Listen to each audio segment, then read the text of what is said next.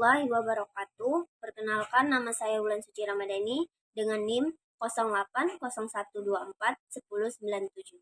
Saya di sini akan menjelaskan tentang hakikat bahasa. Yang pertama yaitu pengertian bahasa. Bahasa adalah sebuah simbol bunyi yang arbiter yang digunakan untuk komunikasi manusia. Bahasa adalah sebuah alat komunikasi yang mengkomunikasikan gagasan atau perasaan secara sistematis melalui penggunaan tanda, suara, gerak, atau tanda-tanda yang disepakati. Bahasa adalah salah satu dari sejumlah sistem makna yang secara bersama-sama membentuk budaya manusia. Yang kedua adalah fungsi bahasa. Fungsi bahasa terbagi menjadi 6 bagian. Yang pertama, fungsi personal, yaitu penggunaan bahasa untuk mengungkapkan pendapat, pikiran, sikap, atau perasaan pemakainya. Dan yang kedua adalah fungsi regulator, yaitu penggunaan bahasa untuk mempengaruhi sikap atau pikiran, pendapat orang lain seperti bujukan, rayuan, permohonan, atau perintah. Yang ketiga adalah fungsi interaksional, yaitu penggunaan bahasa untuk menjalin kontak dan menjaga hubungan sosial, seperti sapaan, basa-basi, simpati, atau penghiburan.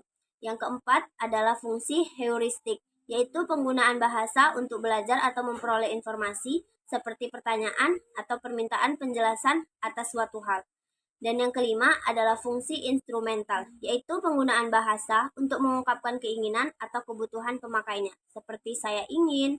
Yang keenam, fungsi imajinatif, yaitu penggunaan bahasa untuk memenuhi dan menyalurkan rasa estetis atau indah, seperti nyanyian atau karya sastra. Yang ketiga adalah ragam bahasa. Ragam bahasa adalah variasi penggunaan bahasa yang disebabkan oleh pemakai dan pemakaian bahasa. Variasi atau ragam bahasa dapat dikelompokkan berdasarkan pemakai dan pemakaiannya. Berdasarkan pemakai, ragam bahasa dapat dilihat dari segi asal daerah penutur, hakikat bahasa, dan pembelajaran bahasa yang melahirkan dialek geografis. Yang kedua, kelompok sosial yang melahirkan dialek atau ragam sosial dengan segala variannya. Dan yang ketiga, sikap berbahasa yang melahirkan ragam semi dan tak resmi atau keseharian. Bertolak dari pemakaiannya, ragam bahasa dapat dilihat dari sudut A, bidang perbincangan yang melahirkan ragam ilmiah, ragam sastra, ragam jurnalistik, dan ragam-ragam lainnya. B, media berbahasa yang memunculkan ragam lisan dan tulisan, serta C, situasi berbahasa yang memunculkan ragam baku dan tak baku. Yang keempat adalah jenis bahasa. Jenis bahasa yang pertama adalah bahasa sebagai sebuah sistem. Sebagai sebuah sistem, bahasa bersifat sistematik dan sistemis. Sistematis adalah bahasa itu dapat diuraikan atas satuan-satuan terbatas yang berkombinasi dengan kaidah-kaidah yang dapat diramalkan.